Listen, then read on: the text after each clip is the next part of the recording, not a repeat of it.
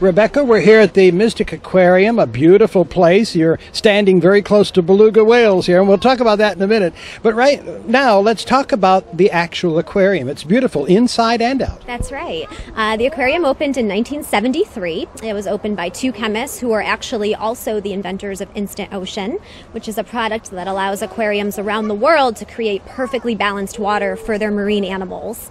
In 1977, the aquarium became part of Sea Research Foundation, and the mission is to inspire people to protect our ocean planet through education, research, and exploration. And it's got such a serene atmosphere, the outside area where we are, and then of course inside the actual aquarium. Can you explain the inside aquarium to us? Absolutely. The indoor exhibits cover about 12,000 square feet of space. There's a lot to see. That's where we house all of our fish, invertebrates, reptiles, and amphibians. And the area is split up into zones based on areas of productivity. So you start out where animals live in the dark and there's very little productivity, all the way to the sunlit seas, as we call it, high areas with solar energy coming through and a lot of marine activity and life. How do you determine just how many species to have, and is there a special person that decides that certain ones will work here? That's right. We have an exhibits director. We also have directors in each of the different animal departments. We are constantly evolving, so we're always looking for ways to bring new things to our visitors, new ways to educate them about the marine animals out there and get them excited about it. Now, you have beluga whales here. Now, are they here all the time? That's right. We have 3 resident whales here. And right now we're also housing 7 beluga whales from Shedd Aquarium in Chicago.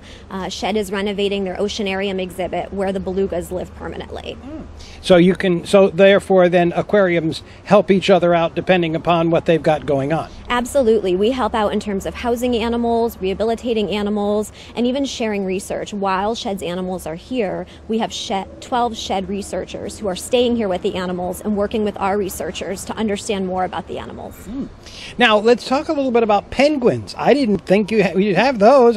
When you think of an aquarium, I guess you just think of fish, but that's not always the case. That's right. We have 26 African penguins in the Roger Tory Peterson exhibit, and they are what you would call warm weather penguins. They still require cool temperatures, but not as cold as some of the Arctic species that you're probably most familiar with. So this aquarium, the Mystic Aquarium, then is very much for everyone's interest, not just children. That's right. It really is for all ages. For kids, we have a lot of hands-on interactive exhibits, but for adults, we have a lot on the education side. There's a lot to see here. One of our popular programs is the Beluga Encounter. You have to be of a certain height, so generally it is for older kids and adults, and you actually get waist high in the water with a beluga whale. It's a 90-minute program. You can pet the whale. You can watch it up close as it breathes, spouts, communicates. Very interactive activity, very popular, and that's just one of the things that we do for our adult visitors. I saw on the sign dolphins. That's right. We also have 4 Pacific white-sided dolphins visiting from Shedd. Like the belugas, they live in the oceanarium at Shedd, which is being renovated, and so they are staying here with us through the spring of 2009. Okay, now I want to get back to the beluga whales, because when you think of a whale, you think of, a dolphin, yeah, we can get close to them, pet them, but belugas then evidently are a docile animal. That's right. They are generally very gentle animals, and they are highly socialized with one another. And when they're here at the aquarium, of course, they work a lot with our trainers every day. And so they've become accustomed to working with them, just like all of our other animals have. Belugas, where do they come from? They are from Arctic areas. So you're thinking, Alaska and other cold water climates.